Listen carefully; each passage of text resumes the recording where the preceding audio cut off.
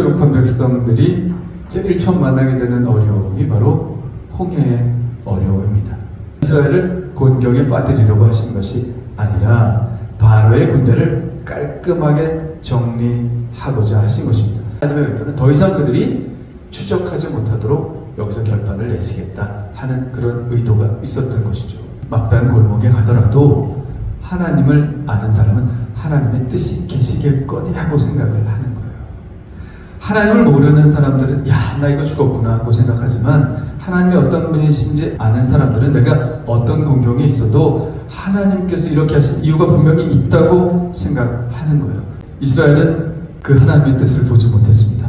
앞에 있는 홍해만 바라봤어요.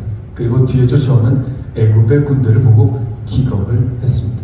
애굽 군대가 아마 승리를 하고 돌아오는 개선 행렬을 그들은 노예 생활을 하면서 많이 봤을 거예요. 세계 최강의 군대가 전혀 무장되어 있지 않은 그들을 지금 쫓아와서 죽이려고 하는 겁니다. 왜 안 두렵겠습니까? 애국 군대의 채찍을 많이 맞아 봤을 겁니다. 애국 군대를 보았을 때 그들의 채찍의 상처가 다시 올라왔을 거예요. 지나친 두려움은 우리의 미래를 묶어놓습니다. 앞으로 전진하지 못하게 만듭니다. 그러나 우리가 두려움만 물리친다면 우리는 얼마든지 앞으로 나아갈 수 있습니다. 이스라엘 앞에는 홍해가 있고 뒤에는 애국 군대가 위협을 합니다. 이런 상황 속에서 선택은 두 가지예요. 하나는 원망하는 것이고 또 하나는 기도하는 것입니다.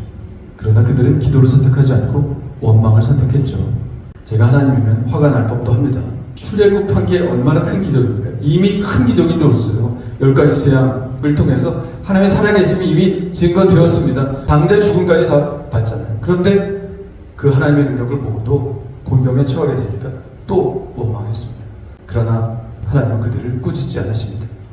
그들이 믿음 없는 걸 이해하시는 것 같아요. 왜냐하면 믿음은 하루아침에 생기는 것이 아니기 때문에. 그들이 지금까지는 노예의 사고방식을 가졌어요. 곤경에 빠지면 원망하고 우는 것밖에는 아는 것이 없었습니다.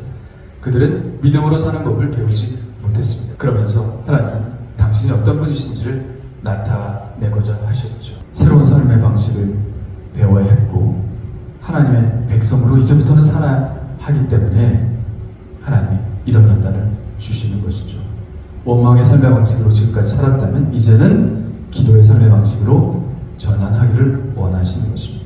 기도를 들어주실 분이 있다는 것은 얼마나 큰 특권입니까? 그들에게도 이제 부를 이름이 있고 뛰어들 품이 있다는 것을 가르쳐주기를 원하셨습니다. 이스라엘 백성들이 그렇게 고아처럼 의지할 것 없는 존재가 되기를 원치 않으셨습니다. 그래서 당신 의지하는 삶의 방식을 가르쳐 주시기를 원하셨던 거예요. 그게 바로 믿음의 기도죠. 여호와께서 너희를 위하여 싸우시리니 너희는 가만히 있을지니라. 어떻게 됐습니까? 홍해가 갈라지고 이스라엘 백성들이 구원을 얻게 됩니다. 이제 하나님께서 애국 군대보다 강하시는구나. 애국 군대보다 더 강하신 하나님을 인식하게 되는 것. 그리고 하나님께 이제 감사할 수도 있게 되고 찬양할 수도 있게 됩니다. 무엇보다도 가장 큰 추억은 이제 그들에게도 믿음이 생겨나기 시작했다는 것이죠. 이것이 하나님이 의도하신 것입니다. 믿음을 키우기를 원하셨던 것이죠. 그래서 여러분을 때때로 막다른 골목에 집어 넣으실 수도 있어요. 일부러 그렇게 하실 수도 있습니다. 원망의 사고방식으로 살아가지 마십시오. 울고 떼쓰고 하는 사고방식으로 살아가지 마십시오. 하나님을 의지하시길 바랍니다. 기도하시길 바랍니다. 믿음의 방식을 배우시길 바랍니다. 지금까지 원망이었다면 원망에서 기도로 옮겨가시길 바랍니다. 기도해야 됩니다. 하나님께서 길을 내실 줄 믿습니다.